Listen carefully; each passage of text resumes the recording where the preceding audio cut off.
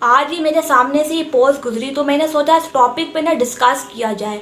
तो सबसे पहली बात, पाकिस्तान में टैलेंट को क्यों नहीं रिकॉग्नाइज किया जाता और बहुत सारे टैलेंटेड लोग वो एम्प्लॉयबल ही नहीं है, आखिर इसकी वजह क्या है।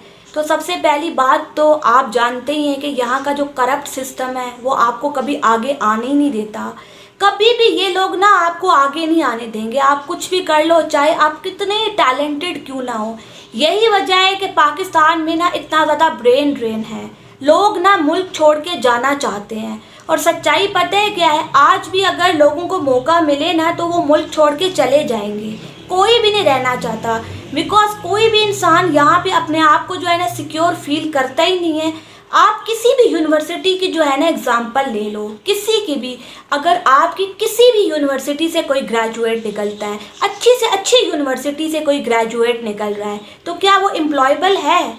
लेकिन पता है क्या होता है, कोई ना सच्चाई को फेस नहीं करना चाहता। बिकॉज क्या है, आपकी ना इंडस्ट्री लगी नहीं रही, आपकी इकॉनमी ग्रो कर ही नहीं रही, तो कहाँ से जॉब्स आएंगी?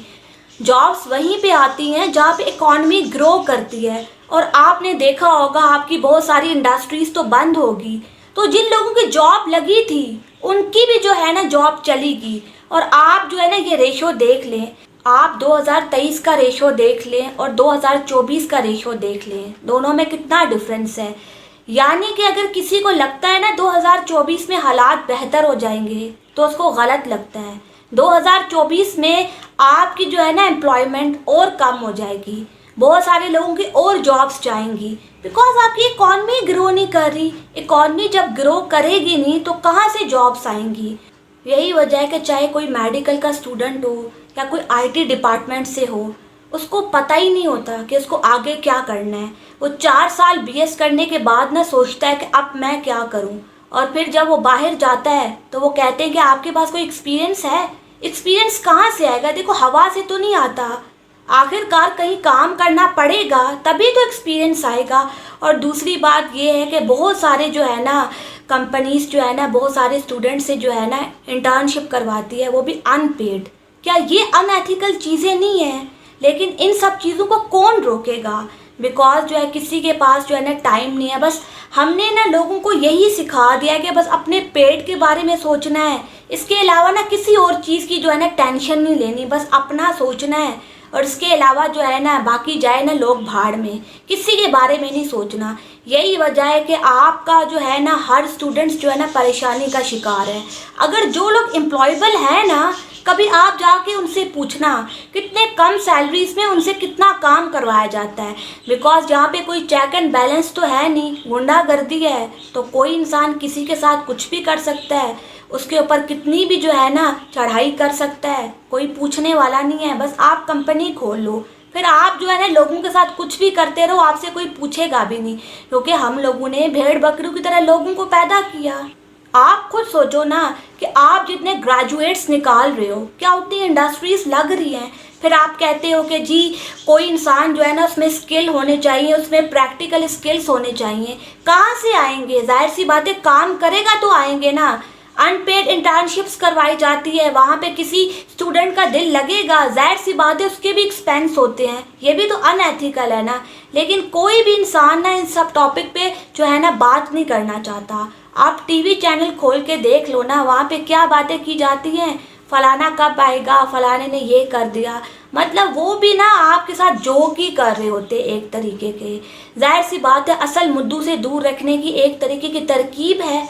आपको जो है ना असल मुद्दे जो है ना बताएंगे नहीं, लेकिन आप खुद भी तो समझदार हो ना, आप जानते हो कि ये जो है ना प्रॉब्लम्स आपके साथ आने वाले वक्तों में और भी ज़्यादा बढ़ने वाली है, कम नहीं होंगी।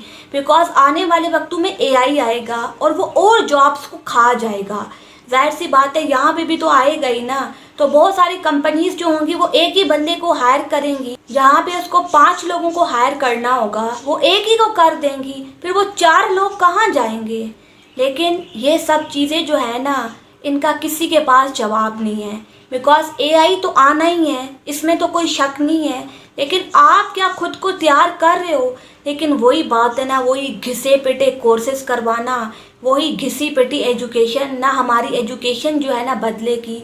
अब आप मुझे एक बात बताओ, एक 2-3 साल का बच्चा मोबाइल फ़ोन चला लेता है, आप उनको जो है ना 9वीं क्लास में ये पढ़ाते हो कि जी माउस को कैसे यूज़ करना है। आप खुद सोचो ना, आपकी एजुकेशन का लेवल जो है ना बढ़ा ही नहीं, लेकिन जो है ना दुनिया तो आगे बढ़ गई। दुनिया में तो जो है ना टेक्नोलॉजी आ जाएगी, और कल कला को आपका जो कंपटीशन है वो किन लोगों से है जो ऑलरेडी आपसे बहुत आगे हैं। कल एआई आ जाएगी ना, और ज़्यादा एफिशिएंसी आ जाएगी उनके कामों में, आप जो है ना उनको बीट ही नहीं कर पाओगे। क्या करोगे?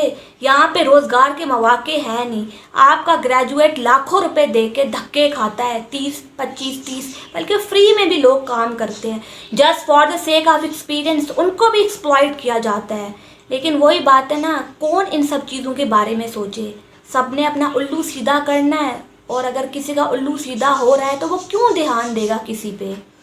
ये सोचो ना। तो सीधी सी बात है, हर कोई जो है ना सबकी लगाने में लगा हुआ है। अपब्रिंगिंग ही गलत है इन लोगों की। बस अपब्रिंगिंग में यही है कि जी कहीं से जॉब कर लो, प्राइवेट कर लो, गवर्नमेंट कर लो, बस शादी करनी है और ज़िंदगी का मकसद जो है ना आपका ख़त्म हो जाएगा। ये नहीं सोचते कि वक्त के साथ अपने आप को बदलना भी है। वक्त जो है ना बदल रहा है, लेकिन वही घिसे पिटे लोग जिनकी सोच एक जैसी है, बिल्कुल लीनियर है, वो आके आपको बताते हैं कि आपको क्या करना चाहिए। तो आप क्यों नहीं बर्बादी का शिकार होगे ना। तो बस आप भी जो है ना इन लोगों की बातों पे ज़्यादा ध्यान मत दो, देखो इस दुनिया में क्या हो रहा है, उस हिसाब से खुद को ढालो, नहीं तो जो है ना बहुत ज़्यादा बर्बादी का शिकार हो जाओगे। वक्त ज़ाया मत करो किसी भी चीज़ में। अगर वक्त ज़ाया करोगे तो कभी भी वो चीज़ें हासिल नहीं कर पाओगे।